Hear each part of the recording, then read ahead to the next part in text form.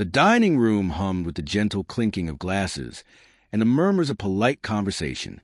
The laughter that punctuated the air was warm, genuine, and entirely oblivious of the tension that coiled around my chest like a vice.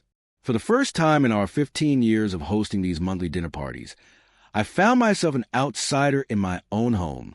"You'll never believe what Philippe did for me last weekend," my wife Lauren said, her voice a siren call that drew all attention her way. She swirled the red wine in her glass with a nonchalant flair, her lips curling into a smile that bordered on giddy. Philippe, she'd mentioned him before. A work colleague, she'd said.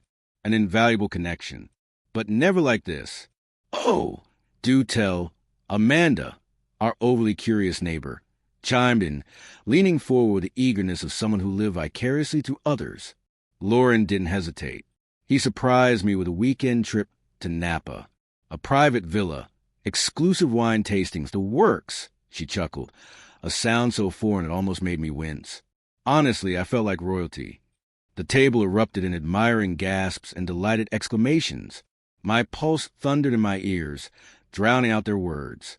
I stared at Lauren, my wife of 17 years, the woman I'd built a life with, who was now shamelessly recounting her lover's grand gestures as if I were invisible. She hadn't looked at me once. "That's incredible," Amanda said. "You're so lucky to have someone who knows how to treat you like that." Lucky. Yes, Lauren was lucky. But she hadn't mentioned the man who'd spent over a decade working late nights to provide for her whims, the man who bought her this house, through these parties, and supported her through every flight of fancy and career change me.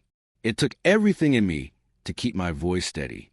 "It sounds like Philippe has quite the flair for romance," I said, my words slipping into the space with an almost unnatural calm. For the first time all evening, Lauren's gaze flicked to mine. There was a flicker of something there, guilt maybe, or irritation. It vanished before I could name it, replaced by a defensive smile. "He certainly does," she replied, her tone cool, defiant. I'd seen enough. The rest of the evening passed in a blur of forced smiles and surface-level chatter. I played the role of the gracious host, ensuring glasses were never empty and plates were always full. Inside, though, my mind churned, calculating. I wasn't just angry. I was hurt, humiliated, betrayed. But above all, I was determined. By the time the last guest departed, the plan was fully formed. The following morning, I acted as if nothing had changed. I kissed Lauren on the cheek, wished her a good day at work, and watched her drive away. Then I got to work. The first step was gathering evidence. Philippe, as it turned out, wasn't exactly discreet. A quick search of Lauren's phone records revealed countless calls and messages. I forwarded the juiciest ones to myself, including the selfies she'd sent from their weekend escapade. Next, I logged into our shared bank account and compiled every expense she'd charged at joint funds, meals, hotel stays, gifts. She'd been living her double life on our dime. Once I had everything I needed, I called my lawyer. Divorce wasn't the immediate goal. Not yet. I wanted to ensure the fallout would be on my terms. The next dinner party was set for 2 weeks later. It gave me just enough time to set the stage. When the night arrived, the house sparkled with its usual charm. Candlelight danced across polished wood, and the air was perfumed with the rich aroma of coq au vin. Guests filed in, chattering about everything from politics to the latest Netflix series. Lauren was in her element, laughing and mingling, her betrayal buried beneath a facade of domestic bliss. I waited until dessert. "Before we dig into the tiramisu," I said, standing with a glass of champagne in hand, "I have a toast to make." The table quieted, all eyes on me.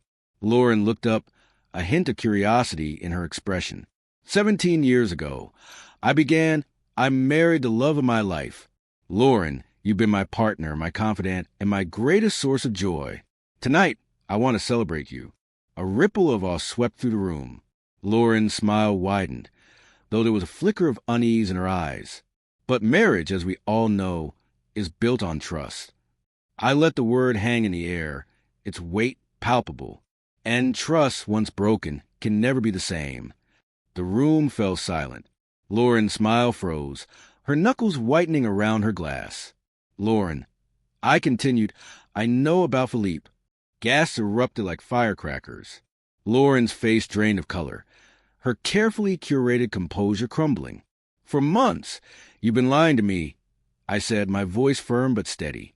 "You've used our money, our home, our marriage as a shield for your deception. And last week, you had the audacity to brag about it at this very table." "David," she began, her voice trembling. I held up a hand, silencing her. "Save it." Turning to our stunned guests, I said, "I compiled everything, the texts, the photos, the receipts. I'll be filing for divorce on Monday. But tonight isn't just about that." From beneath the table, I pulled out a folder and placed it in the center. Inside, you'll find copies of Lauren's indiscretions. I thought it only fair that her friends know the truth about the woman they've been defending and admiring. Lauren's face contorted with rage and humiliation. "How dare you?" she hissed, her voice low and venomous. "How dare I?" I echoed, my voice rising. "How dare you? You made a mockery of our marriage. You disrespected me, our home, and everything we built together.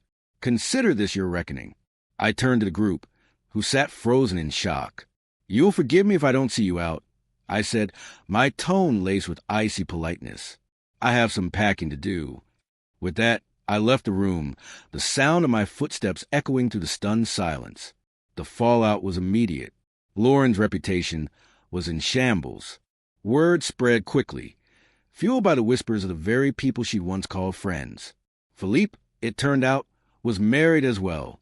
His wife filed for divorce within days, citing my evidence as ground for infidelity. As for me, I moved into a sleek apartment downtown. The divorce proceedings were handled swiftly and efficiently by my lawyer. The settlement was fair, though heavily weighted in my favor thanks to the mountain of evidence I provided. For months, I fielded apologies and awkward encounters from our former social circle. Some sided with Lauren, accusing me of overreaction. Others applauded my boldness, admitting they'd always suspected something was amiss. I didn't care either way. In the end, I was free of the lies, the betrayal, and the woman who'd once been my world but had ultimately proven herself unworthy of my love. And for the first time in years, I felt whole,